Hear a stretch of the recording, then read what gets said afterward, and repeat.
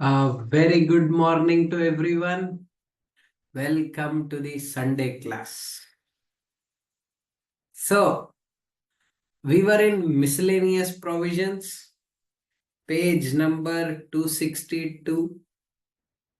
Let's have a look at balance miscellaneous provisions. और उसके बाद एक छोटा सा टॉपिक है advance ruling. Okay. So, first discussion on page 262 is power to issue instructions or directions. Tell me one thing.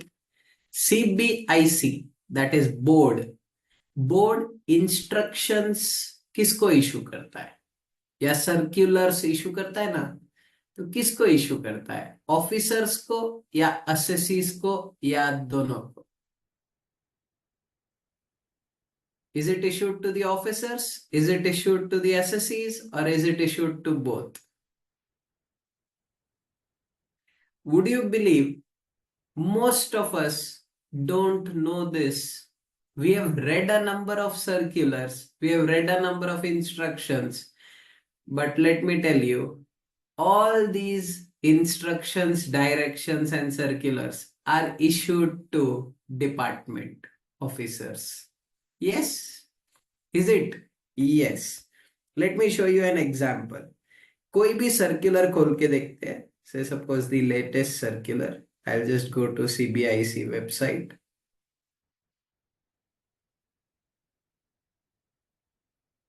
I go to the CBIC website. अभी 3 दिन पहले भी circular issue हुए थे.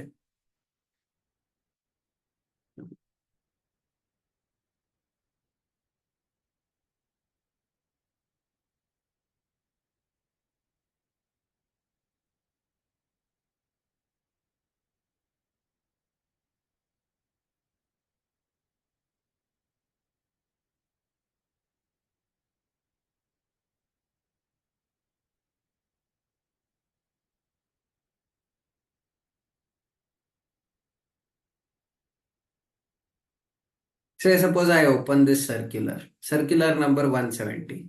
Can you see to whom is it addressed?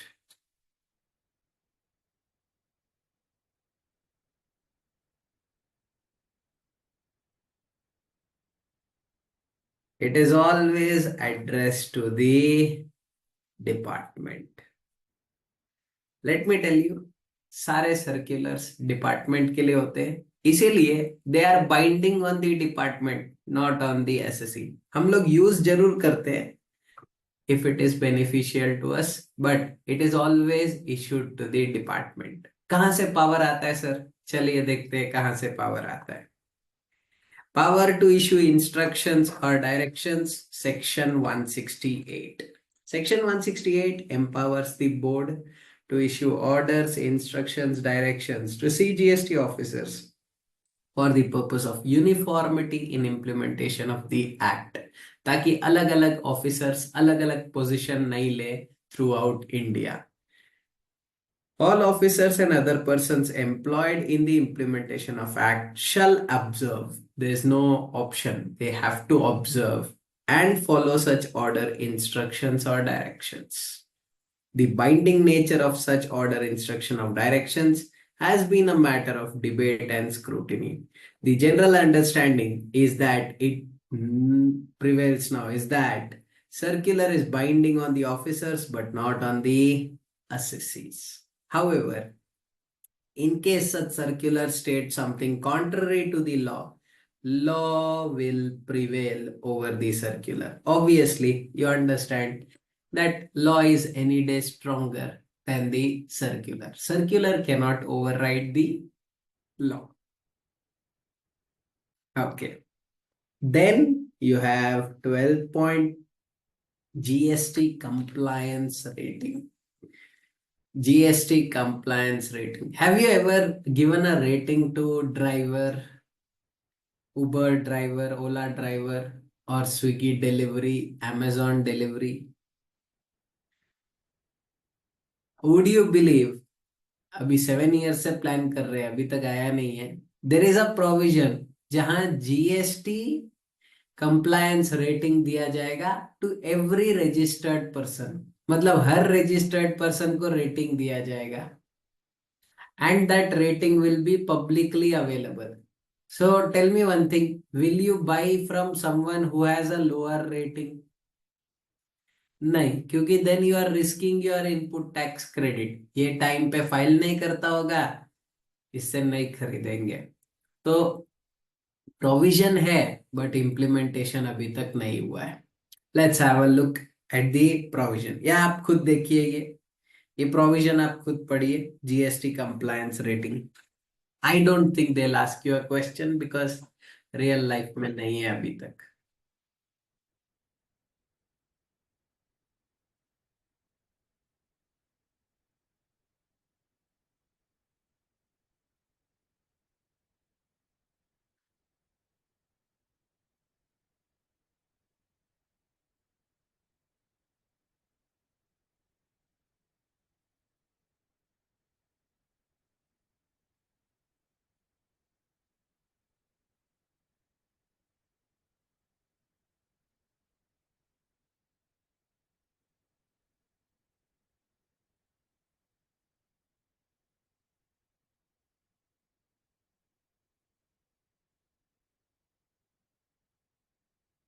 Okay,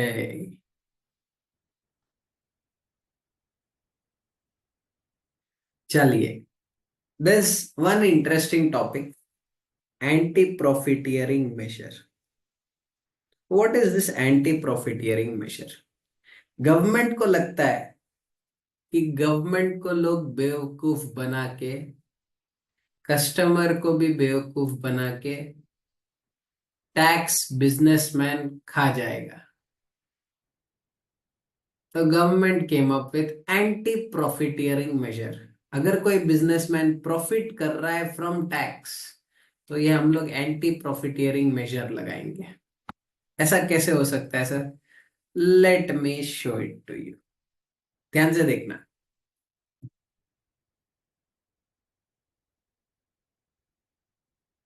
C this careful. GST was 18% on a product. तो अगर 18% लगाएंगे तो 18 rupees, total 118। Now government reduced the GST rate, election आने वाला था, so GST reduced to 12%। Tell me one thing, what should be done by the person who is selling these goods? Sir, GST reduce कर दिया है तो ideally क्या करना चाहिए? 100, जीएसटी 12%, 12, 112 बराबर। This should be done. So you are passing on the benefit to the consumer because consumer is the person who bears it. तो you should do this कि पहले आप 18% चार्ज करते थे, अब 100 + 12 कर दो, बराबर। You know what some businesses used to do, and I am not joking. This was done at a high level scale by most of the big companies. They used to increase this to 106. Yeah, 105 point something, and keep the total price same, क्योंकि consumer तो 118 ready था pay करने के लिए। तो they increase the base price. Can you see profiteering by the business? वो दिखना चाहिए, तभी जाके एंटी प्रॉफिटियरिंग समझ में आएगा। दिख रहा है प्रॉफिटियरिंग, मतलब कितने अच्छे से गवर्नमेंट और कंज्यूमर दोनों को बेवकूफ बना दिया है। And then obviously this 6 rupees goes to the business as additional profit. This used to happen. और जब भी कोई नया लॉ आता है ना, जैसे सेंट्रल एक्साइज और सर्विस टैक्स से फिर जीएसटी आया, उस समय सबसे ज्यादा ये सब चीज होता है। बिकॉज पुराना लॉ था, नए लॉ के नाम पे सब लोग बेवकूफ बनाना शुरू कर देते हैं। So that's why, taking the principle from other countries like Australia and Malaysia, government came up with anti-profiteering measure। और उसमें क्या लिखा हुआ है? अगर कोई ऐसा प्रॉफिटियरिंग करेगा तो हम लोग उससे प्रॉफिटियर्ड अमाउंट वसूलेंगे and we will apply anti profiteering measure. पहले एक अथॉरिटी हुआ करता था, national authority for sorry national anti profiteering authorities, but वो अथॉरिटी अब एग्जिस्टेंस में नहीं है। अब ये काम कि ये चीटिंग हुआ है कि नहीं हुआ है देखता है CCI. Are you aware of CCI? Competition commission of India. अब ये एंटी प्रॉफिटियरिंग का प्रोविजन इंप्लीमेंट करने की जिम्मेदारी है कंपटीशन कमीशन ऑफ इंडिया का। Competition commission of India looks after the complaints raised by consumers. In fact एक केस तो मैकडोनल्ड्स का है विच इज वेरी फेमस। 18 था पहले जीएसटी रेट ऑन रेस्टोरेंट्स, उसके बाद 5 किया था, but McDonald's had not reduced the prices. So someone uploaded or gave a application to समय नेशनल एंटी प्रॉफिटियरिंग अथॉरिटी था कि ऐसा हो रहा है। Would you believe they had to pay so much amount for that 5 rupees extra charged? Because एक जने का बिल था, then they scrutinized for everything. But tell me one thing, अगर कंज्यूमर में ज्यादा पे किया है तो किसको मिलना चाहिए वो अमाउंट? कंज्यूमर। तो लॉ में भी यही लिखा हुआ है, अगर प्रॉफिटियरिंग हो रहा है तो first return it to consumer. CCI direction देगा return to consumer. But tell me one thing, is it practically possible to return to consumer in case of McDonald's? मतलब लास्ट 2 साल में जो भी आया है स्टोर में, you will call them up, 5 रुपया लेने आ जाना, वो एक्स्ट्रा चार्ज हो गया था, कंपटीशन कमीशन ऑफ इंडिया ने कहा है 5 रुपीज तुमको दे देने के लिए। Not practically possible. तो इसीलिए सेकेंड पॉइंट बोलता है कि if you are not able to return to consumer then give it to government. वाह। और गवर्नमेंट के पास तो है ही कंज्यूमर वेलफेयर फंड, तुमको तो पता ही है।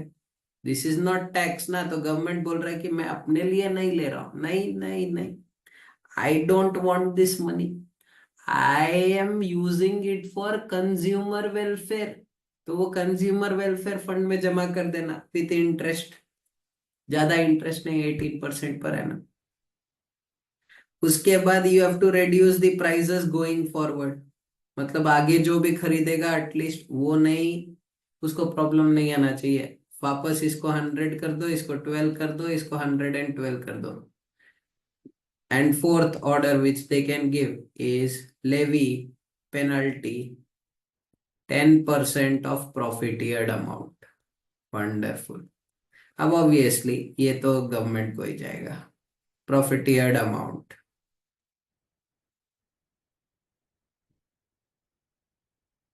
That will be the penalty.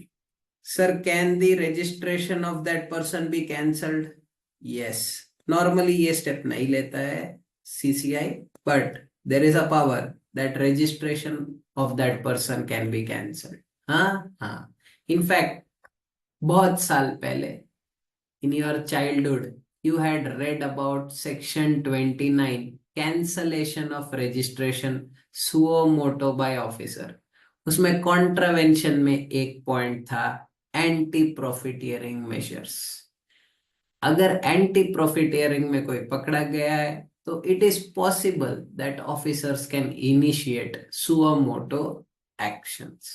पर करते सर? नहीं करते, क्योंकि all these are big companies. In fact you name a listed company who has not been caught by anti-profiteering measure.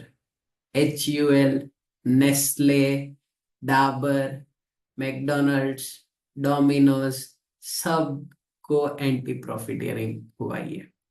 और सबसे ज्यादा कोई सफर किया है तो बिल्डर्स, आई मीन सफर नहीं बोलूंगा बट बिल्डर्स, क्योंकि वहां भी वैट, पहले वैट और सर्विस टैक्स लगता था, फिर वैट के साथ कुछ एडजस्ट नहीं होता था. Thereafter when GST came you started getting input tax credit initially but they did not reduce the prices.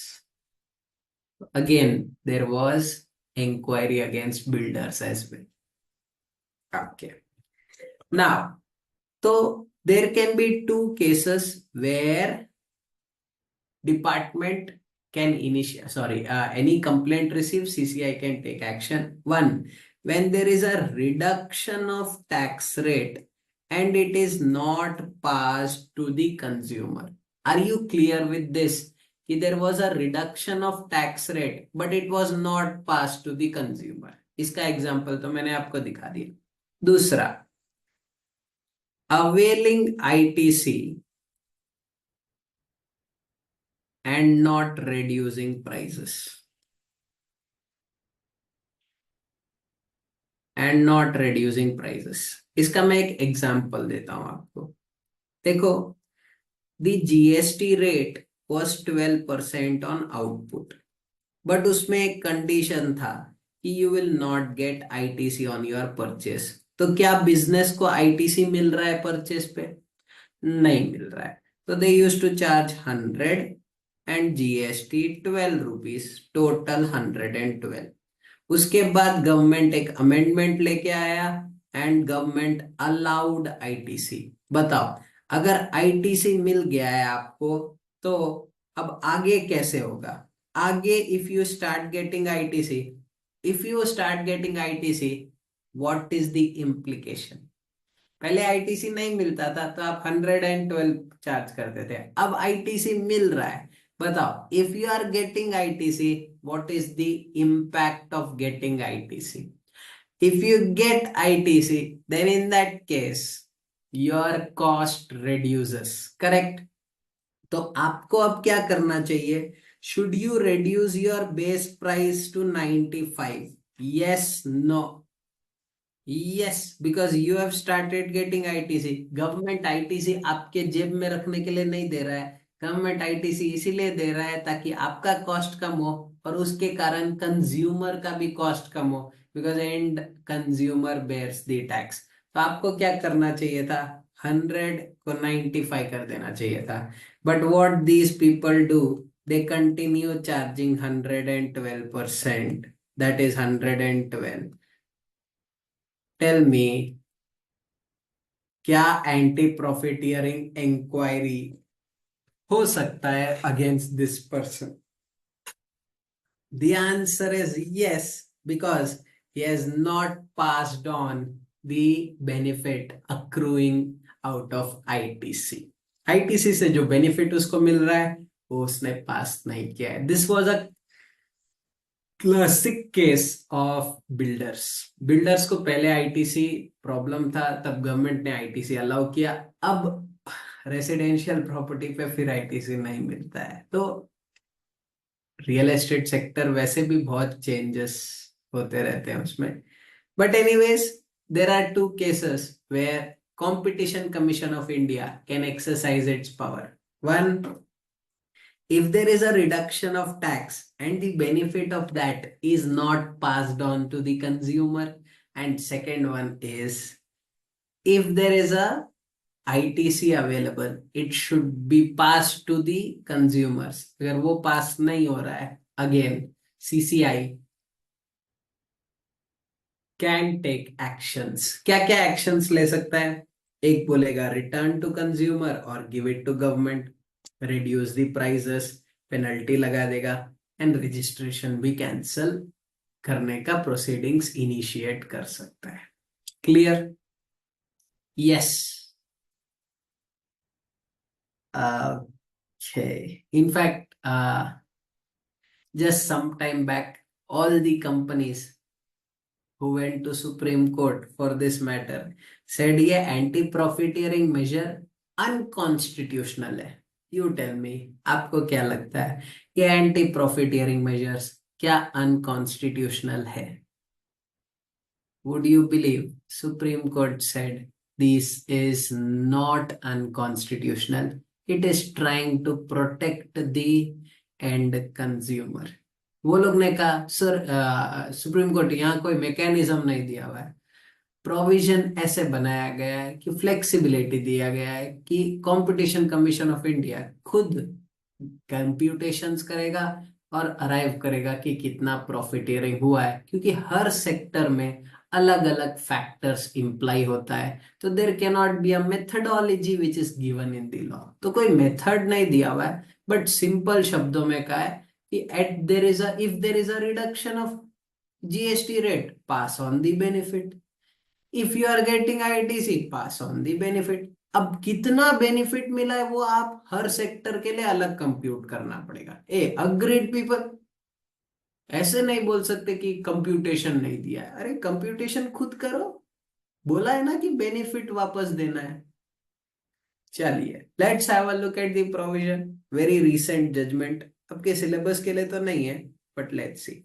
Also let me tell you one thing, anti profiteering measures government बहुत जल्द बंद भी करने वाला है, क्योंकि ये लॉ के स्टार्टिंग में रखा था, अब तो 7 years हो गया है।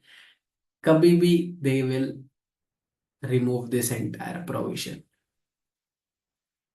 क्या आपको क्या चाहिए, रिमूवल या you want to learn the provision? चलिए let's now read it. Section 171. Section 171 makes it mandatory that any reduction of rate of tax on any supply of goods or services or benefit of ITC shall be passed to the recipient by way of a reduction of prices. Very sensible provision.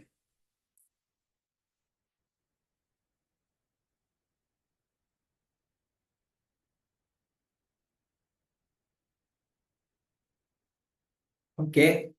Competition Commission of India, established under 7 section subsection 1 of Competition Act, is the authority empowered by central government for this purpose. पहले अलग authority था, national anti profiteering authority, नापा बोलते थे उसको।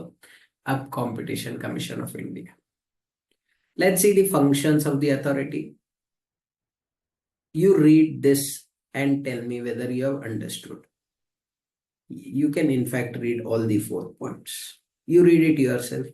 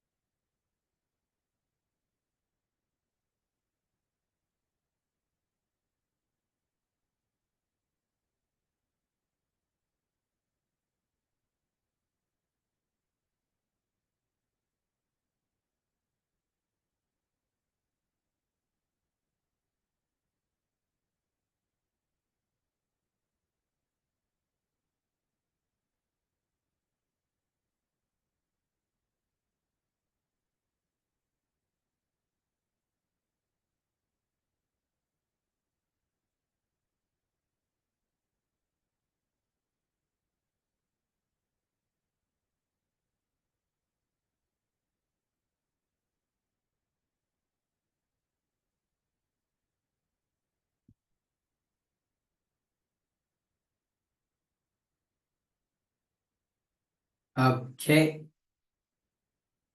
let's see the process. पहले let me explain you the process, फिर आप पढ़ सकते हैं। पहले someone will make a application to the authority. अब अथॉरिटी भी ना ऐसे नहीं है कि तुम डायरेक्ट सीसीआई को एप्लीकेशन दे दोगे। हर स्टेट में एक स्टेट लेवल स्क्रीनिंग कमिटी है, वो देखेगा कि whether the application makes sense, और वो state level screening committee will send it to the standing committee. हर जगह यहाँ स्टैंडिंग कमिटी रहेगा. Standing committee will then give a direction to DG investigation. DG, director general investigation, जो basically officer जाके देखेगा उस कंपनी में कि कितना प्रॉफिटियर्ड अमाउंट है. फिर वो डीजी इन्वेस्टिगेशन एक रिपोर्ट बनाएगा कि इतना इतना प्रॉफिटियर्ड अमाउंट है. वो रिपोर्ट जाएगा सीसीआई को. फिर सीसीआई एक्शन लेगा कि, एक्शन तो आपको पता ही है, ये सब एक्शन में से कोई भी एक्शन सीसीआई ले सकता है. And they can take multiple actions. That's how the process works. तो स्टेट लेवल स्क्रीनिंग कमिटी है, स्टैंडिंग कमिटी है, डीजी इन्वेस्टिगेशन है, और फाइनली वो रिपोर्ट दे देगा. That is how the process flows. Okay, you read the process now and tell me whether you have understood.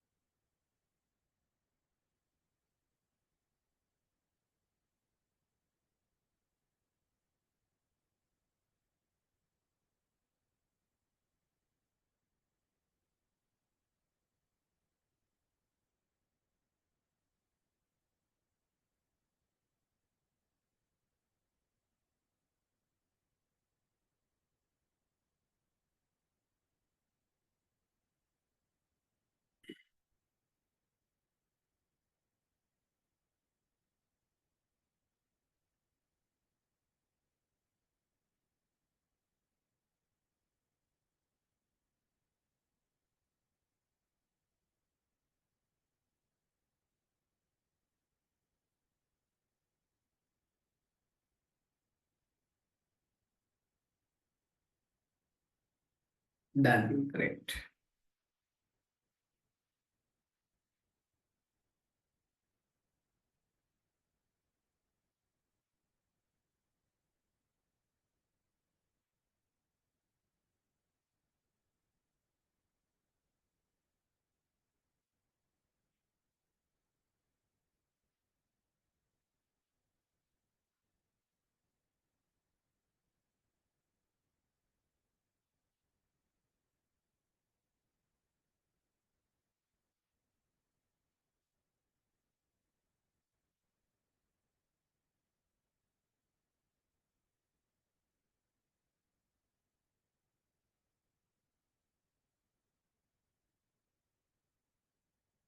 नहीं नहीं, कैंसलेशन ऐसे एक्शन नहीं लेते.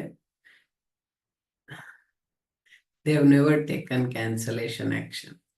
बाकी सब एक्शन लेते, because anyways they go for appeal.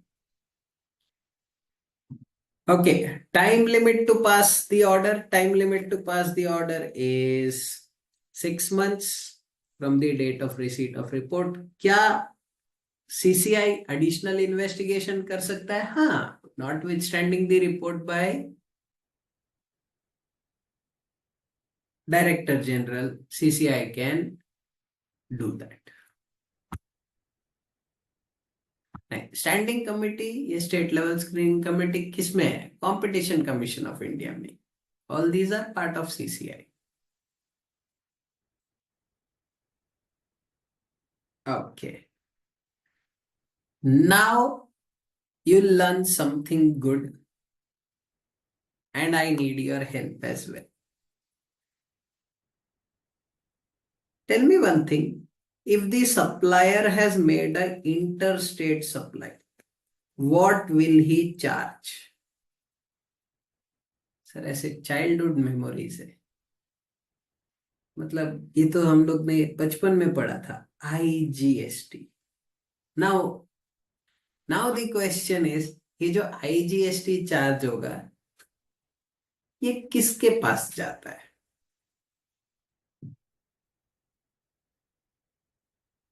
Sir IGST goes to central government. फिर central government क्या करता है? Does central government eat away entire IGST? नहीं sir, half will be kept by central government, half will be shared with the states. You remember this? Today finally we are going to learn कि IGST का होता क्या है। Is it sir? Yes. अब देखो, जब भी सप्लायर IGST चार्ज करता है ना, there can be two cases. One, B2B transaction, B2C transaction. Whenever it is a B2B transaction, recipient will get ITC. So, where recipient is availing ITC, will it be done half half? अच्छे से सोच के देखना फिर बोलना। Recipient is availing ITC, will it be done half half? नहीं, वो IGST pool में ही रहता है। तो जितना भी B2B ट्रांजैक्शन होता है ना, उसका IGST सेंट्रल गवर्नमेंट ही रखता है, क्योंकि वैसे भी ये पैसा कहीं ना कहीं जाना है।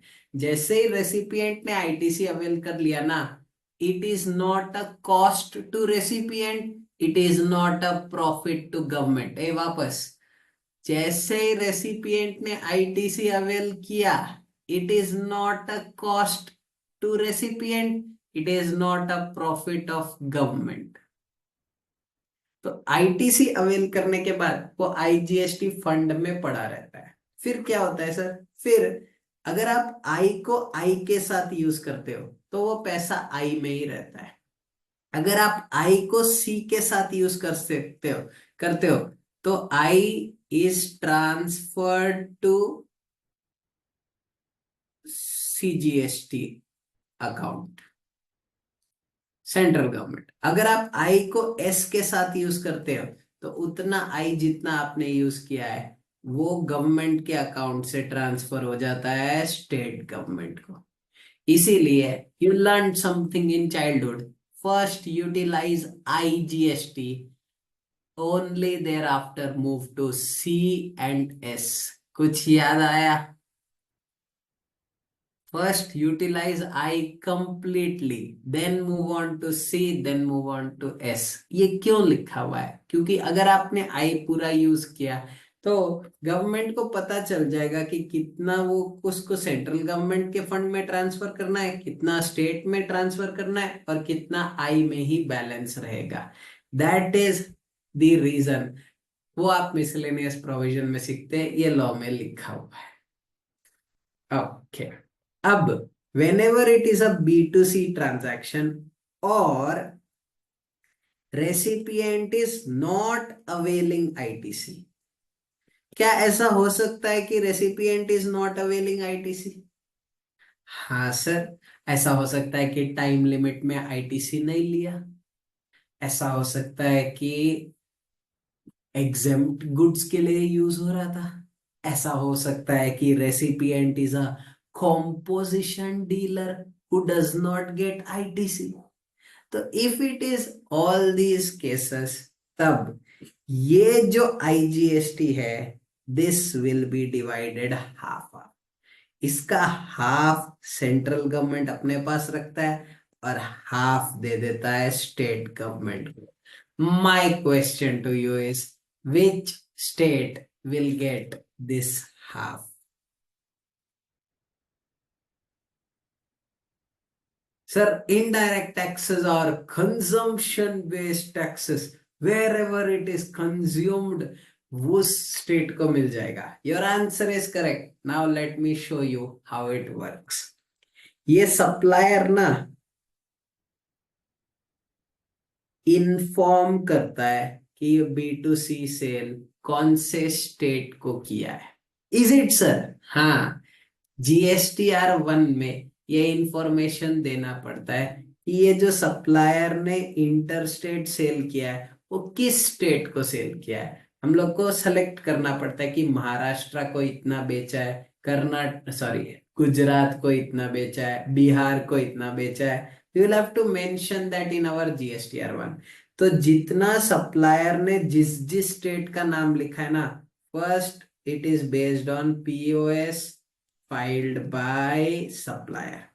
तो जहां जहां POS का इंफॉर्मेशन अवेलेबल है, place of supply filed by supplier, तो उस प्लेस ऑफ सप्लाई के हिसाब से उस स्टेट गवर्नमेंट को वो टैक्स मिल जाएगा। Those who are not working in IDT, no problem, you would have understood easily. Those who are working in IDT, now did you understand why do you report interstate state wise? क्योंकि that IGST, half of that will go to that particular state जिसका information supplier ने दिया है। तो अगर supplier ने correctly अपना return file नहीं किया है तो स्टेट्स का नुकसान हो जाएगा। तो पहले तो POS के हिसाब से। सर अगर POS मेंशन नहीं किया हुआ है तो क्या करें? अगर POS मेंशन नहीं किया हुआ है, see you can't file the return without mentioning POS, कुछ ना कुछ तो मेंशन करना ही पड़ेगा। बट अगर POS मेंशन नहीं किया हुआ है, then in that case we will divide IGST based on total supply by supplier to each state. पूरे फाइनेंशियल ईयर में बेसिकली हम लोग डेटा लेते हैं उस सप्लायर का कि उस सप्लायर ने कितना कितना सप्लाई किया है हर स्टेट को। जितना जितना हर स्टेट को सप्लाई किया है उसके हिसाब से it will be transferred to each of the state based on proportion. For example, अगर total inter state supply 10 lakh है और कर्नाटका को 3 लाख किया था, महाराष्ट्र को 4 लाख किया था, दिल्ली को किया था 3 लाख, तो इस प्रोपोर्शन में डिवाइड हो जाएगा टू कर्नाटका, महाराष्ट्र, दिल्ली। देखो, what ever I am telling you, I am talking only about this, क्योंकि ये तो सेंट्रल गवर्नमेंट इमीडिएटली पॉकेट कर लेगा। ये तो सेंट्रल गवर्नमेंट के पॉकेट में इमीडिएटली चले जाएगा। हम बात कर रहे हैं कौन से स्टेट को जाना है, वो कैसे डिसाइड होगा। और सर फिर भी अगर कुछ IGST में अमाउंट बच गया जिसका कुछ नहीं पता चल रहा है कि किस सप्लायर ने पे किया, सर ऐसा हो सकता है? हाँ हो सकता है, because see the number of transactions throughout India are so much that ऐसा हो सकता है कि कंप्यूटेशन करते समय गवर्नमेंट को कोई IGST में बैलेंस दिखाई दे दे। अब वो IGST बैलेंस नहीं पता चल रहा है कि कौन सा स्टेट कहाँ है, नहीं कुछ नहीं पता चल रहा है, तो then it will be divided to all states based on preceding financial year earning of that state। Last year जितना स्टेट्स ने कमाया था वो डेटा तो है गवर्नमेंट के पास, उस डेटा के हिसाब से वो IGST डिवाइड कर दिया जाएगा। हम किस IGST का बात कर रहे हैं? हम हाफ IGST का बात कर रहे हैं, क्योंकि बैलेंस हाफ तो सेंट्रल गवर्नमेंट अपने जेब में रख ही लेगा। Okay, now I have one question. If the consumption is in Ladakh, तो बताओ ये हाफ किसको जाएगा? If the consumption is in Ladakh, ये हाफ किसको जाएगा? सर लद्दाख को जाना चाहिए। बताओ लद्दाख का चीफ मिनिस्टर कौन है? नहीं बताओ ना प्लीज। देखो दिल्ली में रात तो पता है आपको किसको जाएगा। हाँ sir, because Delhi, Puducherry and Jammu and Kashmir are regarded as states for the purpose of GST। But Ladakh में है तो सर लद्दाख में यूटी को दे देंगे। किसको दोगे यूटी में? See, it will be used for that UT, that is different. But who will keep this money? This money will also be with central government. Huh? Obviously, people. It's all about money. Is it, sir? Yes. So does it make a difference whether a state is autonomous or is it under central government control? The answer is yes. If a particular area is in central government's control, उसका पैसा central government के पास ही रहता है.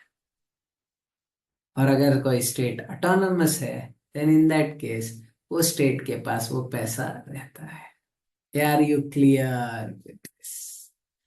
Yes. Okay, let me just take you through again this particular discussion. It has never been asked, but it is a very important concept. क्यों नहीं पूछते sir? Because ये ना गवर्नमेंट का बुक्स है.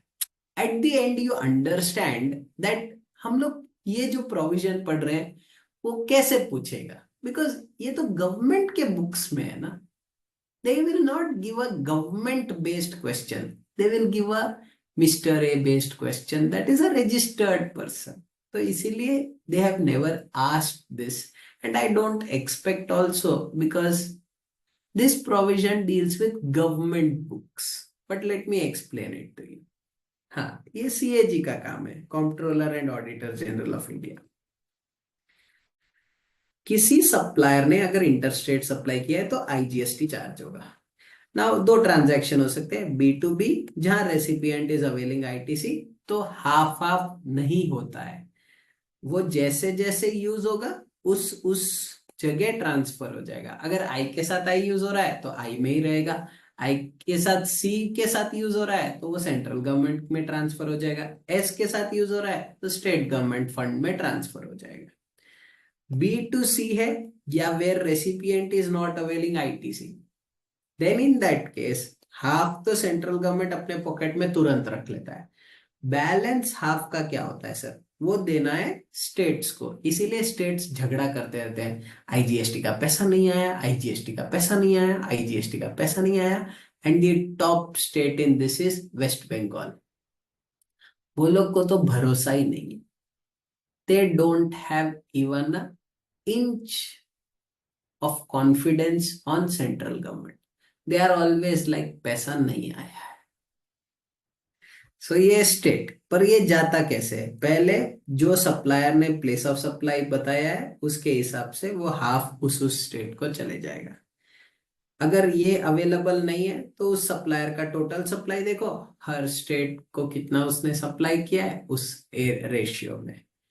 अगर वो भी नहीं मिल रहा है तो सारे स्टेट्स में डिवाइड कर दो based on preceding financial year earnings of those states. चलिए, let's now have a look at the provision. ये लिखने का जरूरत नहीं है because don't expect in exam, और provision जितना है उतना पढ़ लेंगे तो भी काफी है.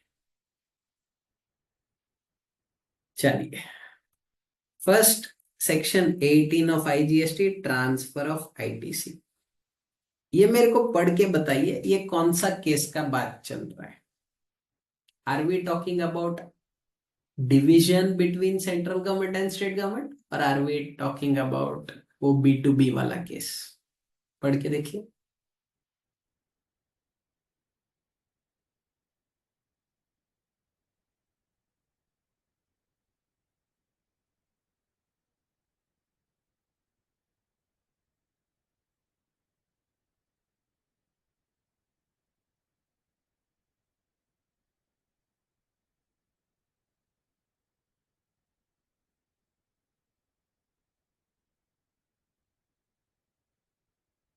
Exactly right. These are B2B cases जहां भी IGST क्रेडिट बन चुका है.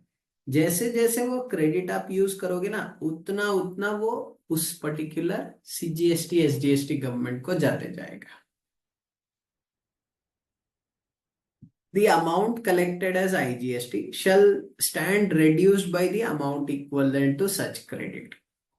The central government shall transfer an amount equal to the amount so reduced from IGST account to CSUT account of appropriate state. Appropriate state कौन रहेगा?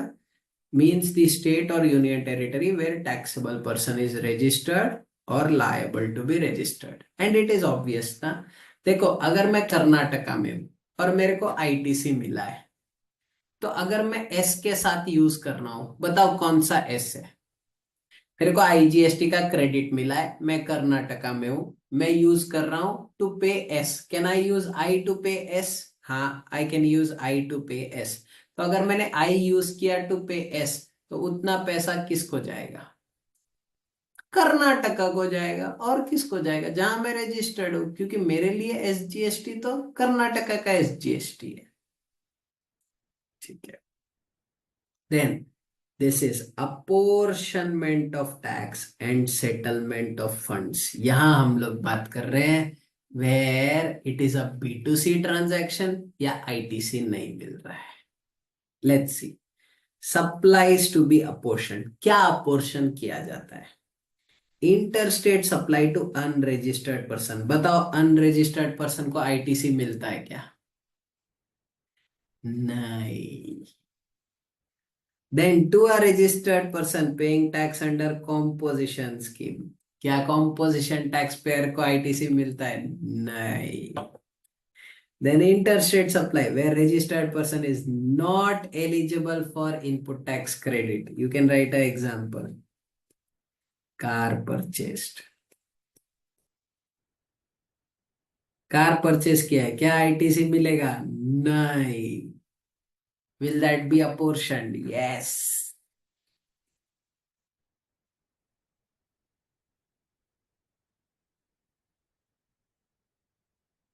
Okay, interstate supply made in a financial year to a registered person where he does not avail of the ITC within specified period, and thus tax remains in integrated tax account after the expiry of due date of furnishing annual return for such financial year. Can you help me with what is specified period? अब वो IGST में रहता है, फिर वो आई तो कभी ना कभी यूज होगा ना।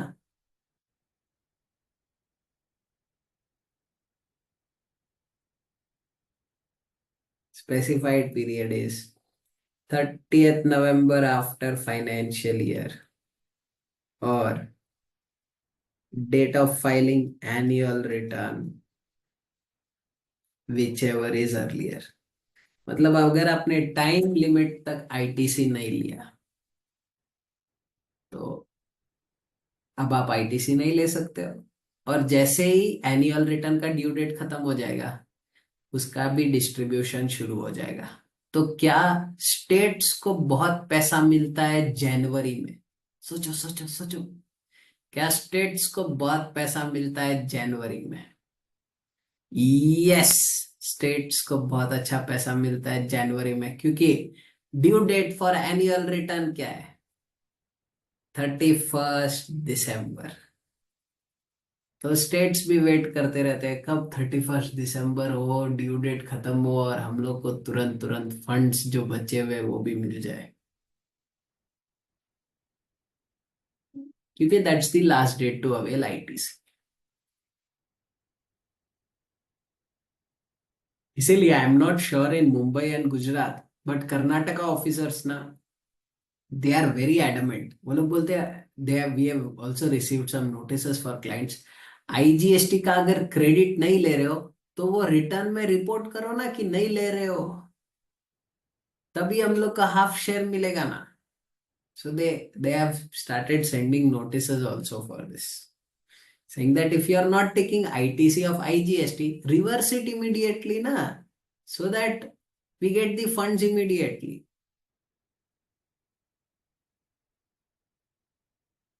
Okay.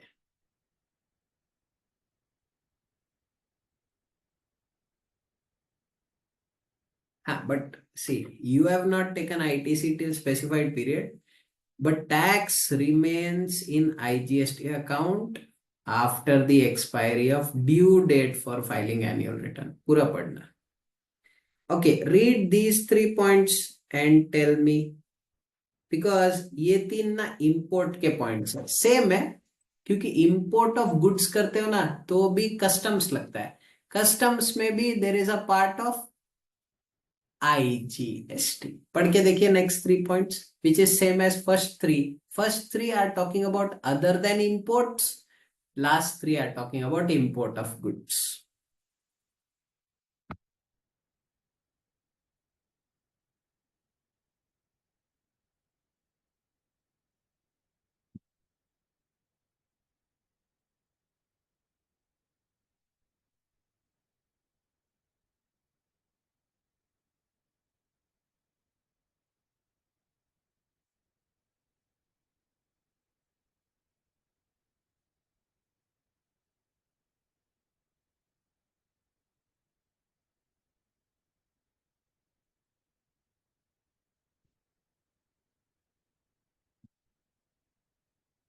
Sir, import where you are not eligible. Example, import of car.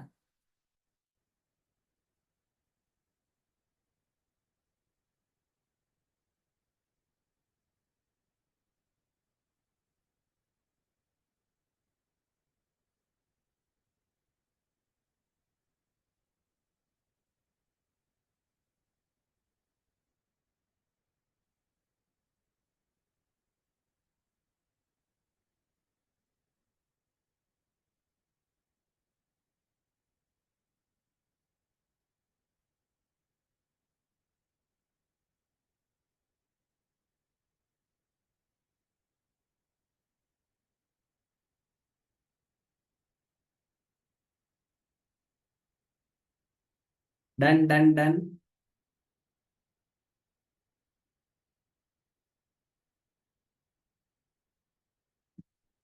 Yeah, but you can avail only in some cases. After that, you can't. Okay. Let's see methodology of apportionment of above amounts. ये सारे amount कैसे distribute होंगे? The amount of tax calculated at the rate equivalent to CGST on similar intra-state supply shall be apportioned to central government. ये क्या बोलना चाहता है पता है? Half of IGST will go to central government. पढ़ के देखो.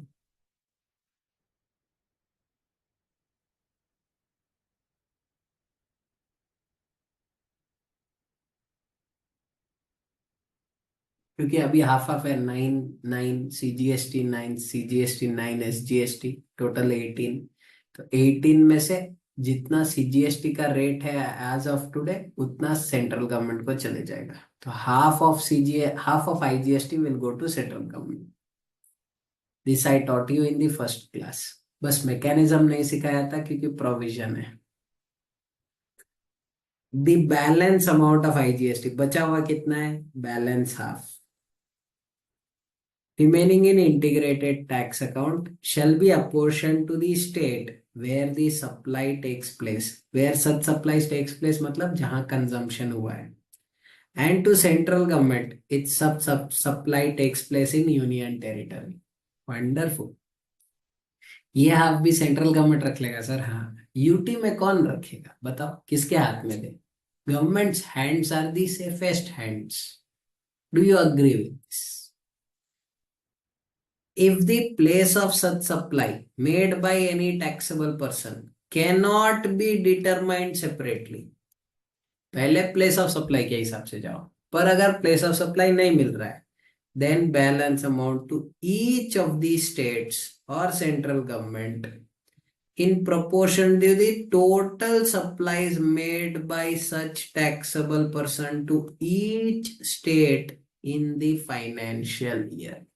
जितना उसने हर स्टेट को सप्लाई किया उस प्रोपोर्शन में डिवाइड कर दो.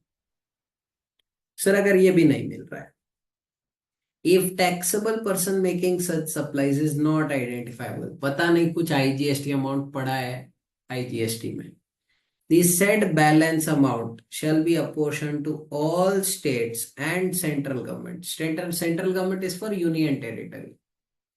तो आप ये जो पॉइंट है ना, union territory, this is what in proportion to the amount collected as CSRUT by respective state or central government during immediately preceding financial year. Interest penalty compounding will also be apportioned in similar manner. देखो कुछ missing है। क्या missing है? Tax का तो बात कर दिया, इंटरेस्ट का भी बात कर दिया, पेनल्टी का भी बात कर दिया, कॉम्पाउंडिंग अमाउंट का भी बात कर दिया। नहीं, सेस तो अलग से आएगा। Cess is in compensation ex. Fees, क्योंकि आईजीएसटी में फीस होता ही नहीं है। हाँ, नहीं होता है। There is no IGST late fee. Late fee खाली सी और एस में ही होता है।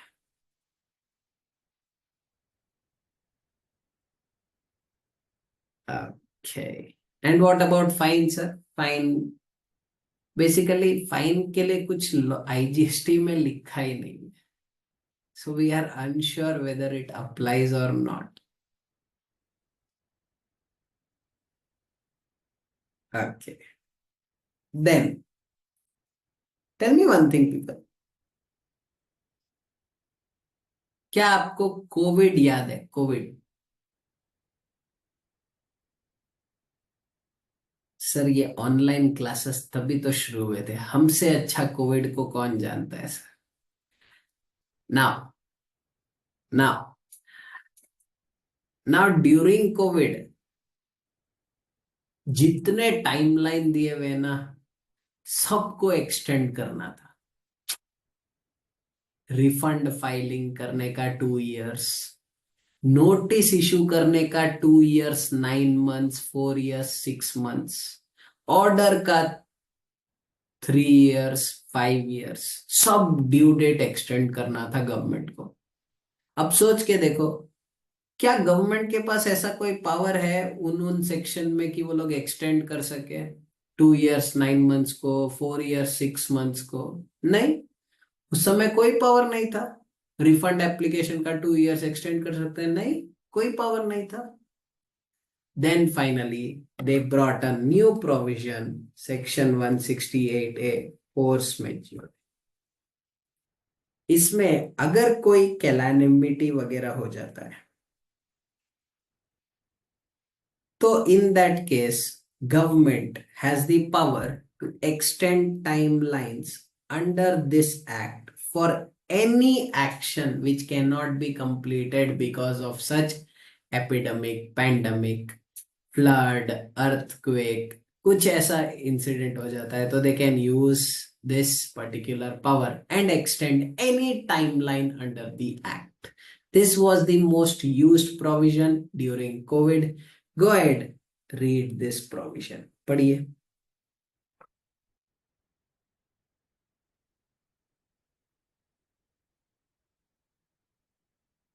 हाँ, लास्ट में दिया हुआ है फोर्स मेजर का मीनिंग, पढ़ो।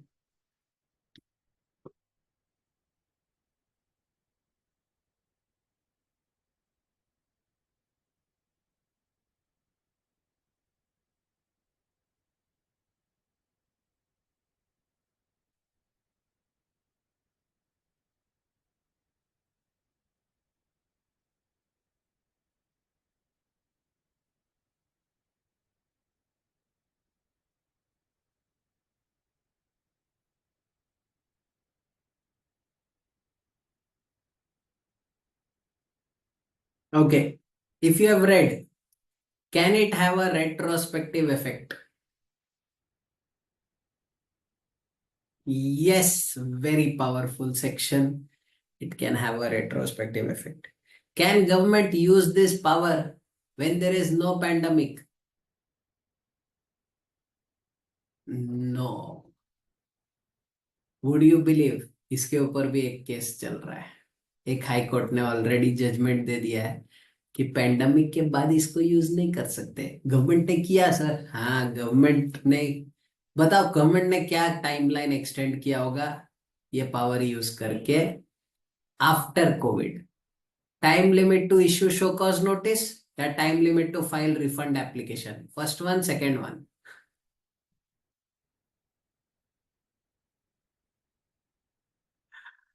Obviously first one.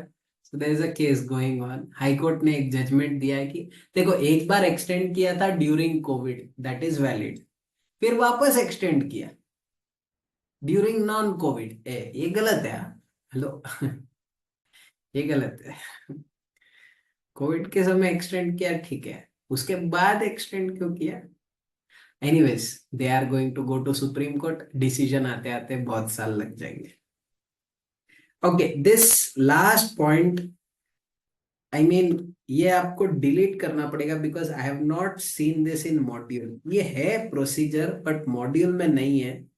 I went through the module, मुझे ये पॉइंट नहीं दिखाई दिया, so you can ignore it for your exams. Sir क्या पॉइंट है सर? अब बस वो आपको पता है कि एक एक 2 मिनट में बता देता हूँ, पढ़ेंगे नहीं। You know, you've heard of IBC, and have you heard where you apply for insolvency, फिर एक they will appoint someone called as corporate, basically a resolution professional under corporate insolvency and resolution process। सुना हुआ है? हाँ, CRP correct. CRP नहीं, उसको IRP या RP बोलते, इंटीरियम रेजोल्यूशन प्रोफेशनल या रेजोल्यूशन प्रोफेशनल, उनको अपॉइंट करते हैं।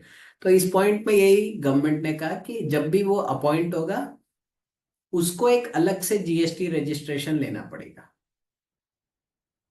तो they will take a separate registration and not continue under the same registration of the company. क्यों सर? देखो, अगर वो सेम रजिस्ट्रेशन में कंटिन्यू करेगा ना, तो लॉ में एक लाइन लिखा हुआ है, पहले प्रीवियस ड्यूज क्लियर करना है, फिर करंट ड्यूज। तो बेचारा वो RP प्रीवियस ड्यूज कैसे क्लियर करेगा? तो इसीलिए गवर्नमेंट एड सेड, एक स्पेशल प्रोसीजर लेके आया था गवर्नमेंट कि रेजोल्यूशन प्रोफेशनल या interim resolution professional will take a separate GST registration, और वो जो काम कर रहा है वो सब अपना उसमें रिपोर्ट करेगा। प्लस टेल मी, इसका OTP किसके पास जाएगा? रेजोल्यूशन प्रोफेशनल के पास, या वो डायरेक्टर जो भाग गया है कंपनी को छोड़ के? रेजोल्यूशन प्रोफेशनल के पास, क्योंकि वो नया रजिस्ट्रेशन लेगा। A R you clear with the intent of this, कि क्यों ये आया? ओके, ठीक है। Anyways, not kept. अब आगे कभी मॉड्यूल में इंस्टीट्यूट इंक्लूड कर दे तो we will also have to read it, but अभी तो नहीं है। आ गया क्या May 25, May 24, November 24 मॉड्यूल तो is there. May 25, November 25 module, अभी टाइम लगेगा मेरे हिसाब से। और हैव दे रिलीज? नहीं।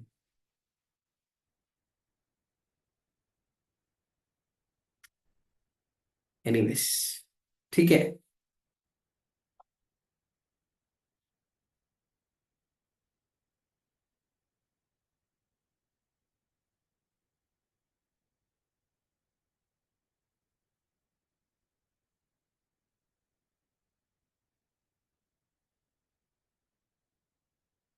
या